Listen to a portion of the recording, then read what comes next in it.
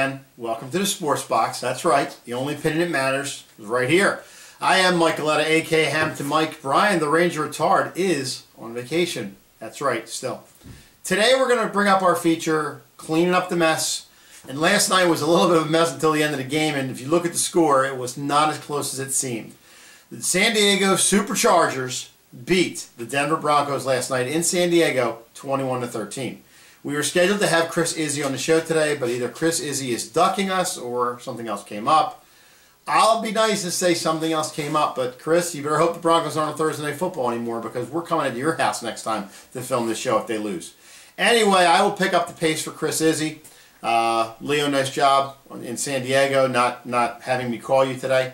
But let's talk about the Broncos. Broncos struggled mightily yesterday in the game. At one point, they had 32 yards of total offense in the first half. I mean, it was brutal. But total stats, Trevor Seaman ended up with 30 completions for 50 passes. They threw the ball 50 times in that game. That is unbelievable. For 230 yards, 1 touchdown. Rushing, you're talking about 15 carries between 2 guys, Booker and Anderson. You're looking at a total of 83 yards between 2 guys on 15 carries. It just was, they struggled all night long. And in passing last night, you're talking about Emmanuel Sanders and Norwood talking about 79 yards. Excuse me, folks. I gotta get some more sleep. But anyway, Denver struggled mightily yesterday, and it wasn't the quarterback situation. It was just that San Diego came to play. Here's a 1-4 San Diego team that they're probably the best 1-4 team in the league. I mean, they've been snake bit a bunch of different times. They give up the most yardage and the most points in the fourth quarter in the NFL, bar none.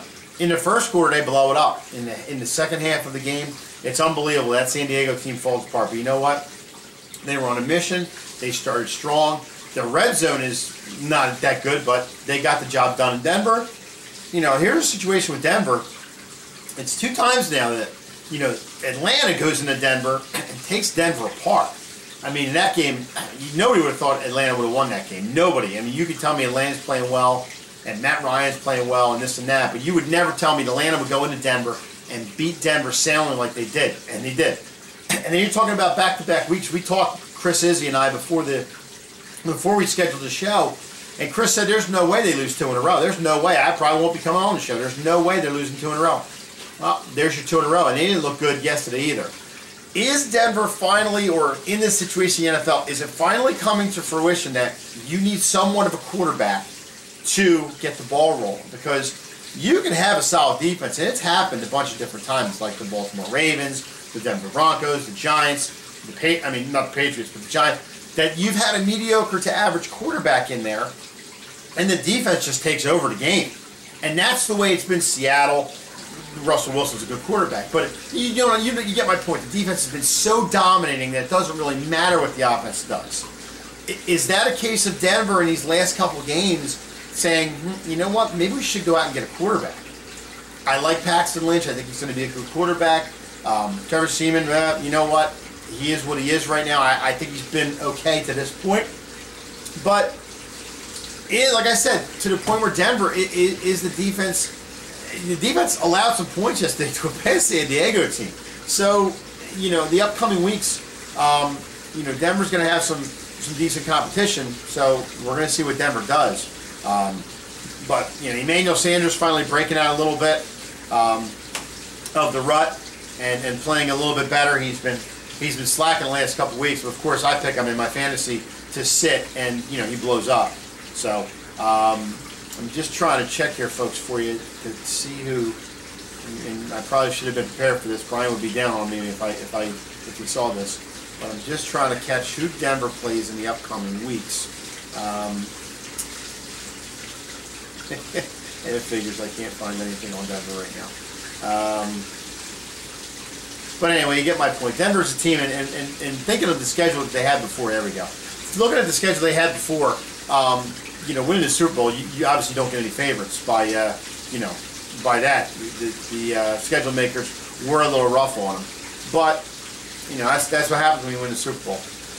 They have the Chargers coming up in upcoming weeks. Next week, they're going to play Houston in Denver. And if they struggle against Houston, Well, Denver we have a problem. It's not going to be Houston we have a problem. It's going to be Denver we have a problem. So that doesn't fly. You know, what more can I say about Denver? I'm just stunned.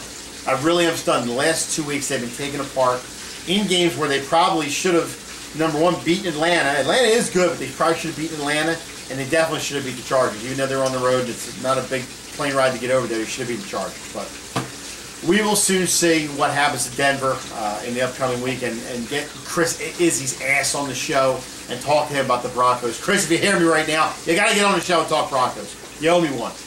Anyway, thanks for watching the Sports Box. Keep an eye out. We got some good things coming. Make sure you're following us on Twitter, the Sports Box Show, and make sure you're following us on Facebook, our Facebook page with new content, updating it all the time. Because remember, at the Sports Box, the only opinion that matters is right here. Thanks for watching, folks. See ya. Don't forget to subscribe.